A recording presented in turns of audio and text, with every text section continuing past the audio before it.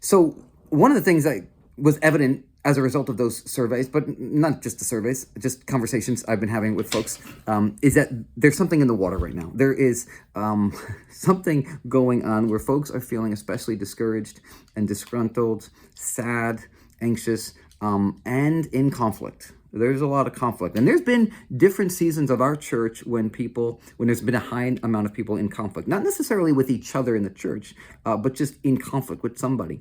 A lot of folks checked off on that survey that they had conflict with family members. And so there's some big families in our church, but I can't imagine that all of those are within people in the church. It's outside, it's extended family. I know one person in particular is having a long, difficult thing with a sibling. So it's just, there's something in the water. I don't know all the factors as to why. But one person on the survey suggested, because they were aware of it, they suggested that we have a life group, perhaps for conflict resolution, or at least that prays for conflict in our church. And so I think that could be a good idea. And I'm going to ask you guys to be praying about that too. Is that something for our church to offer? I don't know. But at the very least, here's what I'm going to be doing. I'm going to be, number one, I'm going to be praying. I'll be praying for the conflict in our church. The ones that I know about, I'm going to be praying. I'm praying. Number two, I'm not going to be quick to get involved. There are some situations that have escalated in the past that I have gotten involved with and I should have gotten involved with. But I've told some people lately that I'm not getting involved right now. Like I hear you, you matter, you're important, but I'm not going to get involved, because sometimes when I get involved in something, it can make it worse.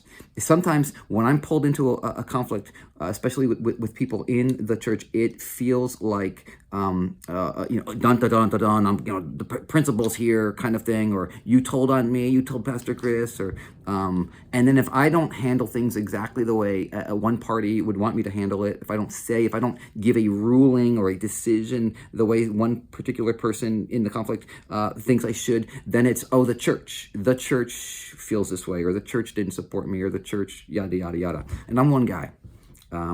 So I'm going to be slow to get involved. And if I do get involved, if it escalates to the point where I need to get involved, I'm going to ask that an elder or board member or even staff member, depending on the situation, is there with me for my own accountability. There have been times when I've said stuff that was too strong. There have been times when I was too soft. There have been times when I got involved too quickly, and other times when I waited too long. And so if you think that I need to get involved, that it's escalated, that you've tried to navigate it, you've talked to a person, you've had one or two friends join you in talking to them, and it's still escalated, and you think I need to be involved, just know that it's going to also include one or two other people from our leadership, because I don't have perfect discernment, believe it or not. I know sometimes people think I have perfect discernment. I don't. So those are two things that I'm going to be doing, but I'm also asking you guys to be praying. I'm asking you guys to be praying for the conflicts that you're aware of, and I'm asking you to be praying, God, what's my next step here? If I'm aware of two people that I care about who are in something, how can I help them? How can I sit down with them? I'm reminded of Paul writing in the book of Philippians. He said in chapter 4, he said, I urge you, Euodia and Syntyche, there were two women, Euodia and Syntyche, I urge you to be of the same mind.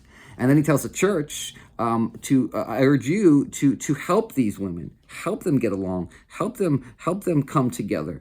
And so I'm saying to you, if you're aware of something, I urge you to help those two or those three, whoever they are, to come together. Help those teenagers, help those parents, help those friends, be of the same minds. Sit down with them, urge them to sit down. There's something in the water, and there's always the devil. We can say, it's the devil attacking us. He's always attacking, but for some particular reason and factors, we are giving in. Sometimes it's hard-heartedness, sometimes it's past baggage, sometimes it's distorted filters from those past baggage. Sometimes somebody says something to us at the wrong time, in the wrong tone. Sometimes there's a whole bunch of reasons why, but for some reason, there's a lot of that happening at the same time. And so if I've told you recently, I want to stay out of it, that doesn't mean I don't care. Please don't hear that. If you think I should be getting involved and I'm not, let the board know. You could tell on me. Like, honestly, I will not be mad in the slightest. I will actually feel respected if you go to our board and our elders and say, hey, I think Chris should have gotten involved in this and he didn't. Or Chris said this and I think he was off. Please do that. they're there to hold me accountable. They're there for the health of our church. Love our church. I love you guys too much to not encourage you to do that if you feel like I have not done a good job helping you navigate a particular situation. Okay, our board members and elders are listed at the bottom of the page here. So that's it. Be praying. Most importantly, let's be praying. This is a season, a month to be praying. So let's be praying for that. And maybe there will be a group or two that emerge. Maybe some of you will want to get certified in a peacemaking course. One person actually texted me about that because they're aware of multiple conflicts. So this is not just me saying this. This is multiple people who have seen this.